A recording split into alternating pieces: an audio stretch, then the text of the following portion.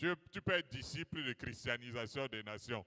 Mais si tu ne portes pas ta croix, tu ne peux pas être disciple de Christ. Et Jésus va jusqu'à faire cette déclaration. Ainsi donc, quiconque d'entre vous ne renonce pas à tout ce qu'il possède ne peut être mon disciple. S'il existe, ça veut dire quoi? Ça veut dire quoi? Il faut comprendre ça clairement. Ça veut dire que s'il y a quelque chose à laquelle vous êtes attaché, au point de ne pas pouvoir y renoncer si le Seigneur vous le demande, ou alors s'il y a une chose qui puisse avoir une place plus importante que votre appel en Christ ou l'évangile de Jésus-Christ, vous ne pouvez pas être son disciple, c'est ce que ça veut dire. Une des choses les plus importantes que Jésus dit à celui qui veut le suivre, il dit, si quelqu'un veut venir après moi, qu'il fasse quoi? Qu'il renonce à lui-même. Mon frère, ma soeur, Jésus dit que si quelqu'un veut venir après lui, qu'est-ce qu'il doit faire? Ensuite, qu'il se charge de sa croix et qu'il le suive. La façon dont les croyants suivent Jésus aujourd'hui n'a rien à voir avec ce que lui, il a prescrit par rapport à quiconque veut venir après lui. La première des choses, quand on veut suivre Jésus, c'est de ne plus être soi. Voilà. Gloire à Dieu. La première des choses pour suivre Jésus, c'est de ne plus... Je suis sûr qu'il y a des gens qui vont démissionner après ça. Non, je ne dois plus être moi. Pour suivre Jésus, je ne dois plus être moi. Ce n'est pas pour rien qu'il est déclaré par l'apôtre Paul que si quelqu'un est en Christ, il est une nouvelle... Voilà. Il dit si quelqu'un est en Christ, il est... En suivant Jésus, forcément, quand on parle du renoncement, je ne sais pas pour vous, mais c'est très important que vous sachiez qu'il y a des projets qu'on abandonne en suivant Jésus. Alléluia. Il y a des pratiques qu'on abandonne. En suivant Jésus, on décide d'arrêter de faire des choses. On abandonne certains droits même. Je parle des droits. Il y a des droits qu'on abandonne en suivant Jésus. Il y a la jouissance de certaines choses qu'on abandonne en suivant Jésus. Il y a des choses qu'on décide de ne plus en profiter en suivant Jésus. On cesse même certaines fréquentations. Si quelqu'un veut venir après moi, qui renonce à lui-même. Si quelqu'un prétend suivre Jésus sans être passé d'abord par là, il est dans une profonde illusion. On peut suivre Jésus dans l'illusion d'être en train de suivre Jésus. Parce que la prière fait des choses. Elle nous apporte la bénédiction, elle nous apporte des grâces, des faveurs. Et ça peut nous faire penser qu'on est en train de suivre Jésus. C'est celui qui est passé par là. C'est celui-là qui va se charger de sa croix véritablement. Celui qui a appris à renoncer à lui-même pour suivre Jésus.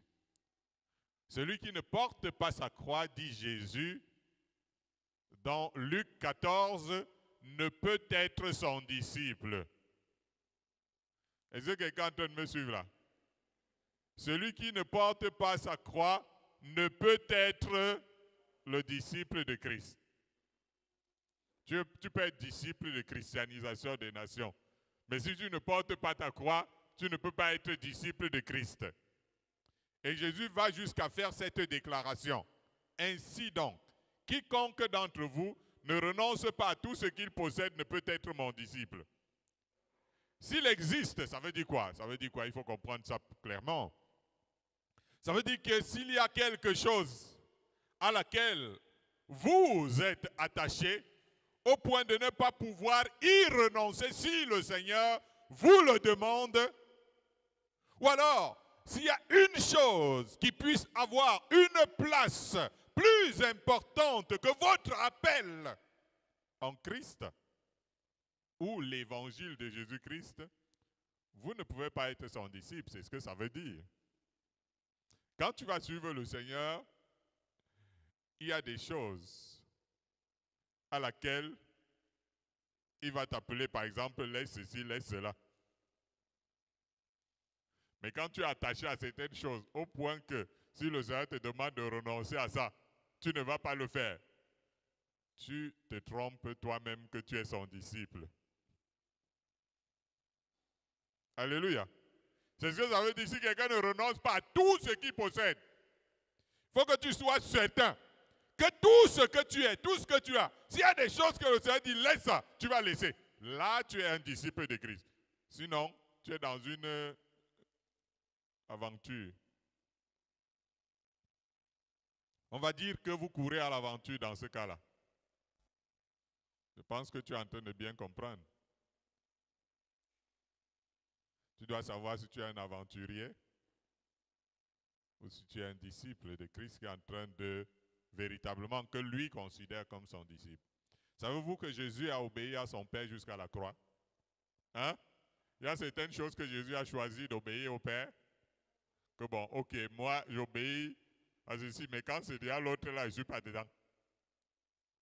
C'est ça que Jésus a fait. Vous voyez qu'il a obéi jusqu'à la croix, jusqu'à la mort. Où se situe votre soumission à Dieu?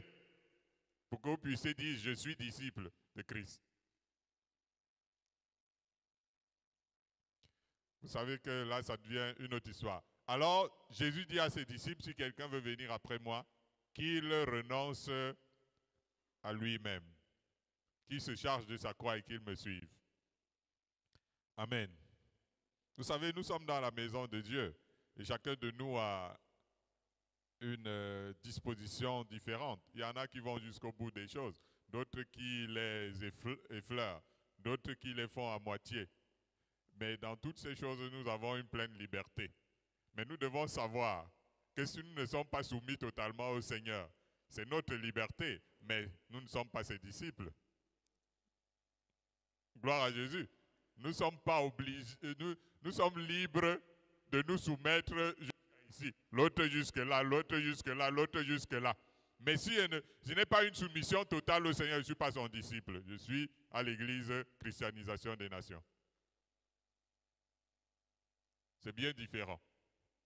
Parce que quand Jésus lui parle de qui est son disciple, vous allez vous rendre compte qu'il n'y a pas à 90%.